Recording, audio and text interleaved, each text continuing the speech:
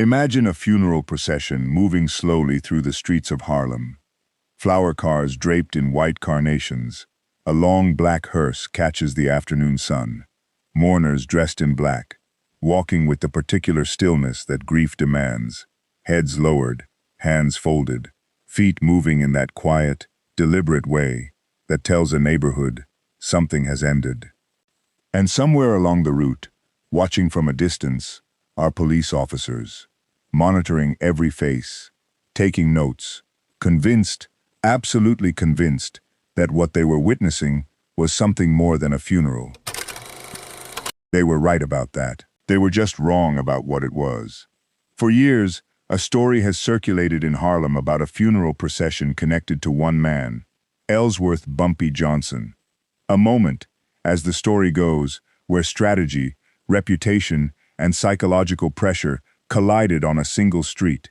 A moment where a man reportedly turned one of the most sacred rituals in American life into something else entirely. Whether that story is documented history or polished legend depends on who you ask, and that ambiguity, that uncertainty, is part of the point. Because Bumpy Johnson built a life on making people uncertain, making them question what they were looking at, making authority feel, in the moments that mattered most, like it was always one step behind. This is the story of that life, and of the funeral that, true or not, may tell us more about Bumpy Johnson than any police file ever could. Ellsworth Raymond Johnson was born on February 31, 1905, in Charleston, South Carolina, a city with its own complicated relationship to power, race, and memory. Charleston in the early 20th century was a city still living in the long shadow of slavery and Reconstruction. The social order was enforced not just by law, but by architecture, by custom, by the daily accumulation of small humiliations that told Black Americans exactly where they were permitted to stand. Ellsworth Johnson absorbed that world from childhood, and then, when he was still a teenager, something shifted. The exact circumstances of his departure from Charleston vary depending on the source, but what is consistent is this: he arrived in Harlem, and Harlem changed everything. The Harlem that Johnson entered in the 1920s was unlike any place most Black Americans had ever experienced. It was the capital of Black intellectual and artistic life in America. Langston Hughes was writing poetry on these streets. Duke Ellington was composing music a few blocks away. Marcus Garvey was filling auditoriums with visions of Black dignity and self-determination. The Harlem Renaissance was not just a cultural moment. It was a declaration that Black people could define their own world on their own terms. Johnson absorbed that too. He was, by every account of people who knew him, genuinely well-read. He kept books with him in prison. He quoted poetry in conversation. He engaged with ideas in a way that consistently surprised people who expected something simpler from a man with his reputation. But Harlem in the 1920s was also a place of concentrated poverty, of limited economic opportunity for Black residents, and of a criminal underground that offered one of the few paths to real financial power outside a system designed to exclude them. The numbers game, an illegal lottery that functioned as the economic heartbeat of Harlem's underground economy, was where that power was concentrated. And it was in that world that Ellsworth Johnson first found his footing. He was arrested for the first time as a young man, then again. The early record is a map of a young man learning the landscape of risk and consequence, and learning it fast. By his mid-20s, he was no longer a newcomer. He was becoming known. What made him unusual, even then, was not simply his capacity for violence, though that capacity was real and documented. It was his intelligence, his composure, the way he could read a room, read a person, read a situation, and respond in a way that consistently gave him more options than anyone expected him to have. Those qualities would define everything that followed. To understand Bumpy Johnson's rise, you have to understand the world he rose into. And specifically, you have to understand a woman named Stephanie St. Clair. St. Clair, known in Harlem as Madam Queen or Queenie, was one of the most powerful figures in the Harlem numbers business long before Bumpy Johnson arrived. Born in the French Caribbean, she had built a numbers operation that generated serious money and serious loyalty. She was sharp, independent, and deeply committed to the idea that Harlem's underground economy should remain in the hands of Harlem's people. When Dutch Schultz, the Irish-American organized crime figure from the Bronx, turned his attention to Harlem's numbers game in the early 1930s, St. Clair became his primary obstacle. Schultz wanted control of the numbers, and he was willing to use violence to take it. What he encountered instead was a woman who fought back, publicly and strategically, in ways that made him look dangerous, but not unstoppable. It was in this conflict that Bumpy Johnson emerged as a key figure. He became St. Clair's enforcer, the man willing to stand between Harlem's existing power structure and the outside force trying to dismantle it. The role was genuinely dangerous. Schultz was not a man who accepted opposition quietly. People died in this conflict. Johnson was arrested, beaten, and threatened. He kept going. The war between St. Clair and Schultz ended not with a decisive battle, but with the particular messiness of criminal history. Schultz was shot by associates of the Luciano crime family in 1935, dying in a Newark hospital, and the landscape shifted.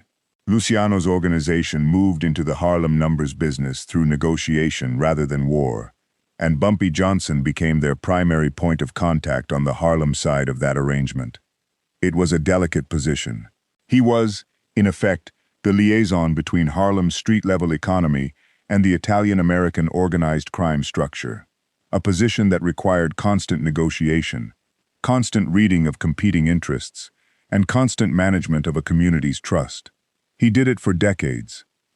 His relationship with Lucky Luciano became one of the defining associations of his life, so significant that when Luciano was later imprisoned in a federal penitentiary, Johnson ended up in the same institution, Alcatraz, the most controlled environment the federal government had to offer, and Bumpy Johnson served his time there and came back. By the time Bumpy Johnson reached the height of his influence in the 1940s and 1950s, he occupied a position that had no official title and no organizational chart. He was simply, to everyone who mattered in Harlem, the man. What that meant in practice was complex. He controlled significant pieces of the numbers business. He mediated disputes. He was, in the language of the street, someone whose words settled things. A local business owner being shaken down by someone with less standing could, theoretically, appeal to Johnson and expect a resolution. A conflict between two parties that might otherwise escalate to violence could be brought to him and talked down. This is not a portrait of a benevolent man operating outside the rules for the community's benefit. The reality was more complicated than that. Johnson profited from operations that caused real harm. He used violence and the threat of violence to maintain order. He operated in an ecosystem of exploitation, and he was not its victim.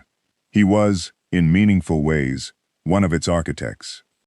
But the portrait of him that Harlem actually held was never that simple, and that tension between what he was and what people needed him to represent is exactly what legends are made of. He became, for many residents, a symbol of black agency in a city where legitimate avenues to power were systematically closed. He was visible proof that a black man from the South could walk into the most competitive, dangerous, and unforgiving environment in America and not just survive it, but master it. That is the soil in which the Funeral Procession story took root. Through the 1940s and into the 1950s, the pressure on Bumpy Johnson from law enforcement was sustained and deliberate. This was not random. It reflected a broader national shift in how authorities approached organized crime and the underground economies that sustained it. Federal and local agencies were developing new tools, new legal strategies, and a new appetite for high-profile targets.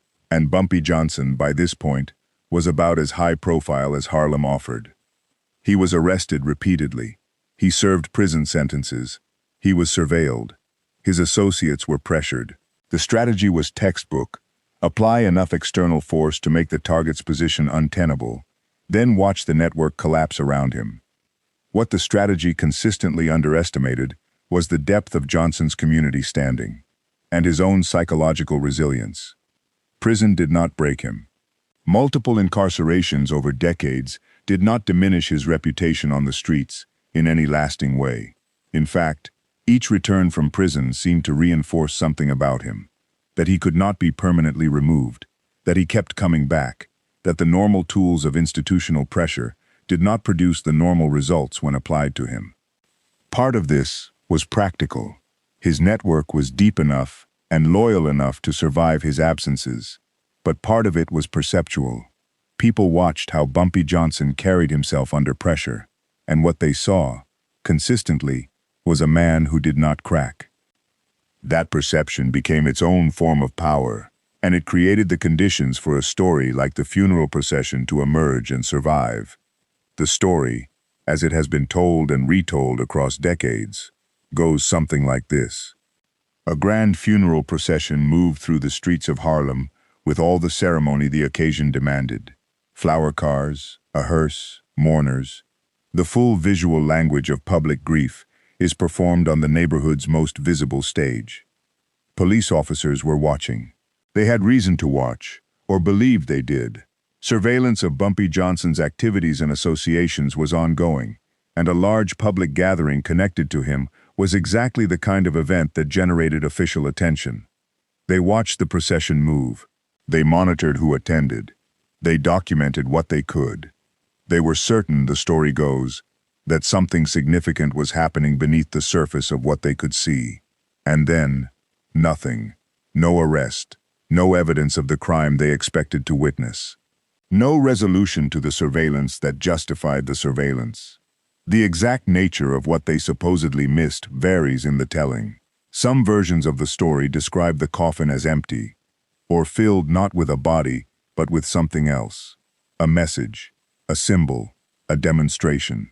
Some versions describe a specific police captain as the target of the humiliation, watching from a distance as a procession he could not control or interpret passed through his jurisdiction.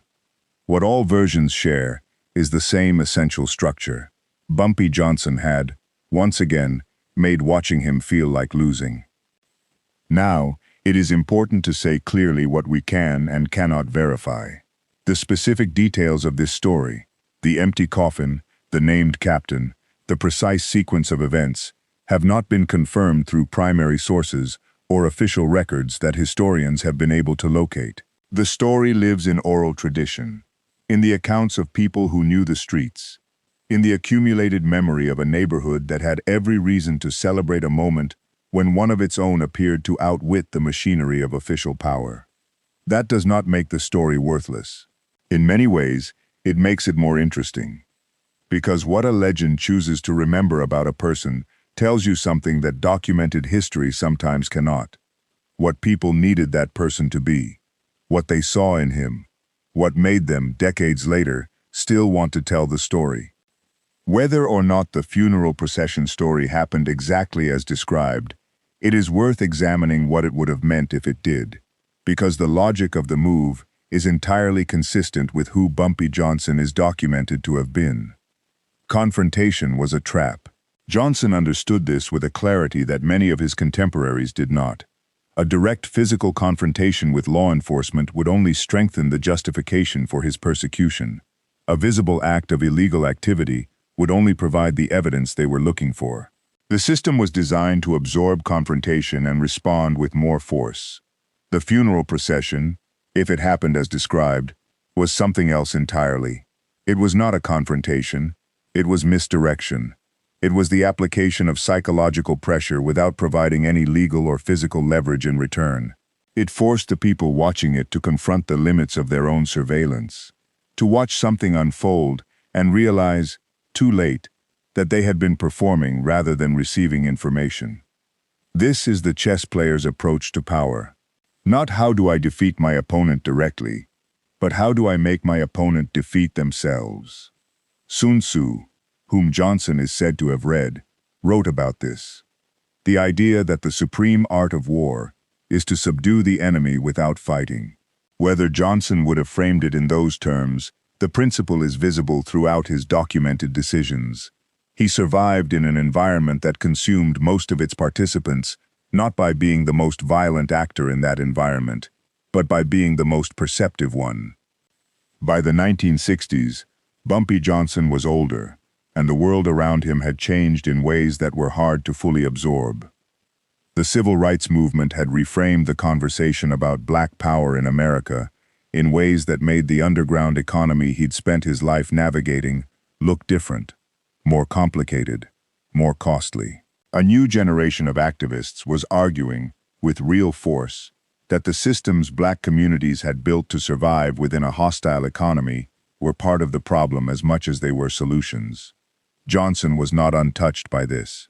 By some accounts, he grappled with what his life had built and what it had cost. The young men who had looked to him as a model of success were now, in some cases, casualties of the same world he had helped construct. He died on July 7, 1968, of heart failure, in a Harlem restaurant, at a table, in the neighborhood that had made him. He was 62 years old. His funeral was attended by hundreds of people, real mourners, real grief. The legend of Bumpy Johnson has outlasted his life by more than half a century. It has appeared in films, in books, in conversations on Harlem street corners where people who never met him speak his name with a particular weight. The Funeral Procession story is one piece of that legend, perhaps the most theatrical piece, the one that best captures the quality people most wanted to remember about him. Not the violence, not the crime, but the mind. The ability to make power look foolish without ever giving power a reason to respond. Whether it happened exactly as told, the story survived because it felt true. It felt like something Bumpy Johnson would have done. And in the absence of a fully documented record, that feeling, that consensus of the people who knew the streets and the man, is its own kind of evidence. Not legal evidence, not historical proof, but evidence of something real. The impression a life leaves on a place. Harlem in the mid-20th century was a neighborhood under enormous pressure, economic, political, social, and institutional. The people who lived there were navigating systems designed to extract from them and limit them and watch them and wait for them to fail. In that environment, a man who appeared to make the watchers look foolish was not just entertaining, he was necessary. Bumpy Johnson gave Harlem a story it needed. Whether the coffin was empty or not, the message was real. He made even the act of watching him feel like losing. And in a neighborhood that had been watched, catalogued, and surveilled for generations, that was everything.